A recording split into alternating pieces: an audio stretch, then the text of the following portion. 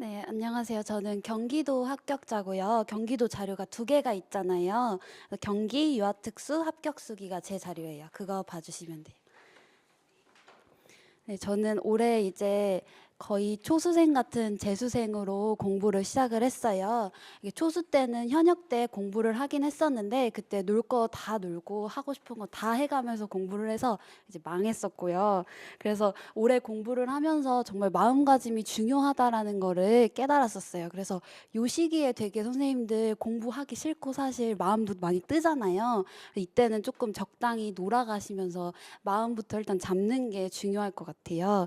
어, 그래서 제가 본격적으로 설명을 해드리자면 먼저 1번에 제가 플래너 작성을 넣어놨는데 이게 되게 시간 관리하기에도 엄청 좋고 하루를 좀 꽉꽉 채워서 공부하기에 매우 좋은 방법 같아요. 그래서 저는 플래너를 작성을 했었고 3월에는 지금 이렇게 되돌아보면은 3월에는 공부 시간이 정말 7시간도 겨우 채우고 이제 점점 채우다가 이제 10월에는 13시간 이렇게까지도 가능해졌거든요. 근데 이게 좀 플래너를 보면서 자기 반성을 해나가서 가능했던 일이었던 것 같아요. 그래서 이거 보시면은 제가 작성했던 사진이니까 한번 참고하시면 좋을 것 같고 두 번째는 스터디 하는 건데요. 이제 저는 거의 1차 공부에 99.9%가 스터디라고 해도 과언이 아니에요, 정말. 저는 또 되게 다른 사람에게 의지를 많이 하는 스타일이거든요. 그래서 선생님들도 각자 내가 좀 어떤 스타일인지 좀 의지를 많이 한다라는 생각이 드시면 스터디를 꼭 하셔서 같이 스터디원들과 으쌰으쌰 하면서 하셨으면 좋겠어요. 그래서 저는 스터디를 기출 분석, 일반 유아, 장특법, 누리과정, 백지인출, 논술, 그러니까 1차 때 할 수 있는 모든 거는 그 스터디원들과 같이 했었어요. 그래서 혹시라도 저처럼 스터디에 좀 많은 도움을 받고 싶다 하시는 분들은 여기 밑에 제가 커리큘럼을 적어놨어요. 근데 저희가 처음부터 이 계획을 세우고 시작한 건 아니었는데 돌이켜 보니까 이렇게 저희가 했더라고요. 그래서 이게 곧 저의 1년 커리큘럼이기도 했어요. 이 달별로 이것들을 공부하면서 스터디 내에서 정말 같이 멘탈 잡아가면서 진짜 공부 열심히 많이 했고 서로 지금도 하는 말이 서로한테 우리 잘하자 서로 이렇게 많이 도움이 됐으니까 그런 얘기도 많이 해요. 그래서 그렇게 스터디를 했었고 보시면 3월부터 10월까지 기출 분석이 빠지는 날이 없어요. 그러니까 기출 분석은 그만큼 매우 중요하다라고 할 수가 있고 일반 유아도 의존하는 게 제가 굉장히 컸어요. 왜냐하면 일반 유아는 거의 저희 문제 나오는 비중이 5.5가 특학이면 4.5가 일반 유아다 보니까 쉽게 뭘 버리기가 되게 애매해서 스터디 내에서 공부를 많이 했던 것 같아요. 그래서 선생님들도 스터디 하실 때 요거 커리큘럼 참고하셔서 하시면 좋을 것 같아요. 그리고 세 번째로 기출 분석은 매우 중요하다고 제가 앞에서도 얘기를 해드렸는데요. 저는 따로 영역별로 정리는 안 했었고 연도별로 했었어요. 그래서 처음에 돌릴 때는 일단 무작정 3월에 진짜 뭣도 모르는데 일단 풀었어요. 연필로 한번 풀어보고 정말 모른다 하는 거는 펜으로 책을 살짝 찾아가면서 풀었었거든요. 그러면서 풀어보고 이제 이거를 오리면서 사진을 보다시피 오려서 하나씩 풀이를 해나갔어요. 그리고 이 문제에 해당하는 키워드, 이 답이 왜 이렇게 도출이 됐겠다 하는 힌트를 문제에서 주잖아요. 그러면은 그런 거를 형광펜으로 칠해놓고 그거에 대한 정의나 목적이나 장점 뭐 이런 것들 다 정리해서 이게 왜 답인지 이 풀이를 보면 쉽게 이해할 수 있도록 그렇게 분석을 했어요. 그리고 처음은 이런 식으로 한번 기출 분석을 하고 선생님들도 하시다 보면 기출 분석을 3번, 4번까지 돌리게 돼요. 계속.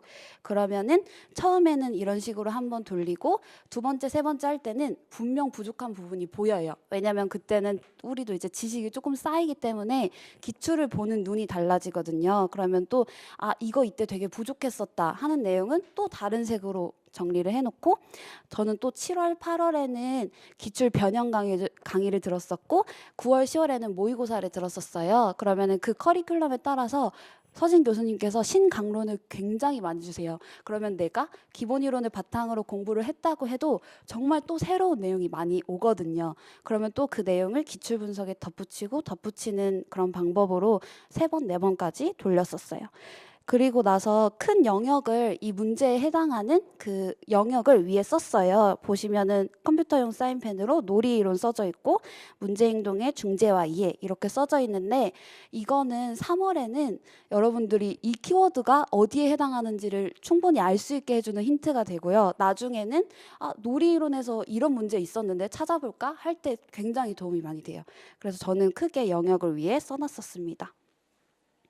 그리고 네 번째는 서브노트를 저는 만들었는데 저는 좀 앞에 선생님들과는 달리 글씨를 써가면서 공부를 하는 스타일이었어요. 제가 강의를 그냥 보고 눈으로 외우고 이런 걸 진짜 못했었거든요. 그래서 그래 글씨라도 쓰자. 그러면 적어도 안 졸겠지 해서 서브노트를 만들기 시작을 했었는데 이때는 그 기본 이론을 수강하시면 서진 교수님께서 그 도식화를 주세요. 근데 그거를 저는 도식화 프린트를 한 그 A4 용지에 한 게 아니라 노트에 따로 제가 했었어요. 그 A4 용지 하다 보면 자리가 매우 좁고 저는 숫자를 이렇게 붙여가면서 하고 싶었어서 노트에 따로 했었어요.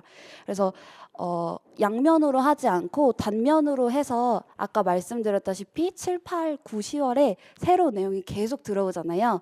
그럼 단면으로 처음에는 서브노트를 한번 정리했다가 그 옆에 빈 부분에 7, 8, 9, 10월 내용을 계속 추가를 했어요. 그래서 결국에는 이 서브노트가 단권화까지 될 수 있게끔 그렇게 했었어요. 그래서 1회 돌릴 때는 그냥 검정, 파랑, 빨간색 펜으로 한번 하고 그다음에 두 번째 돌릴 때는 그냥 녹색이라든지 남색이라든지 좀 눈에 띌 수 있는 그런 펜으로 함으로써 조금 이것까지 외우면 고득점 할 수 있겠다라는 동기부여가 가능할 수 있게 그렇게 해나가면서 서브노트를 만들었습니다. 그리고 다섯 번째죠. 일반 유아의 경우에는 저는 일단은 일반 유아를 뭐 하나 버리면 정말 피를 많이 보거든요. 예를 들면 제가 유아교육 과정을 다른 선생님들과 마찬가지로 거의 버리다시피 공부를 하지 않았어요.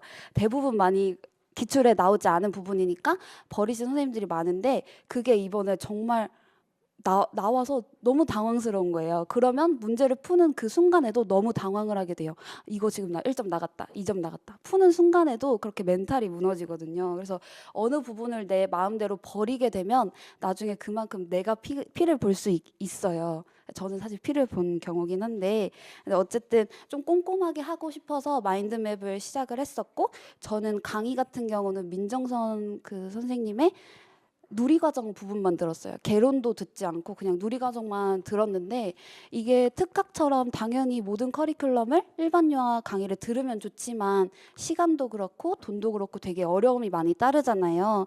그래서 저는 이거 딱 하나 듣고 그냥 계속 내가 외워야겠다 해서 이렇게 마인드맵을 했고 마인드맵 목차를 보시면 이렇게 쭉 윤홀지, 뭐 발달이론, 교사론, 유아교육 과정이 있는데 안 외웠던 거죠. 제가 마인드맵을 했어도.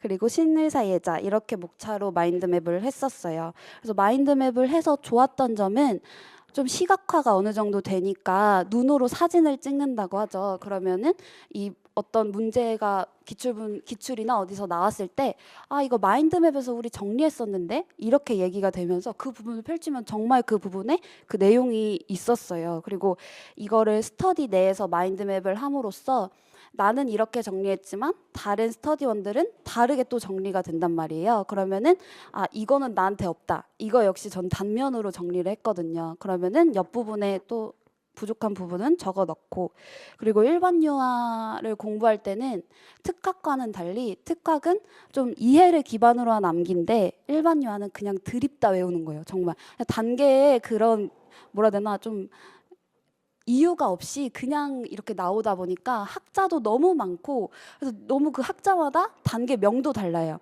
그래서 되게 어려움이 많은데 그래서 별의 별 두음 법칙이 저희는 난무를 했었거든요. 그래서 되게 말도 안 되는 거지만 그거를 얘기를 했을 때 기억에 정말 이렇게 콱 박히거든요.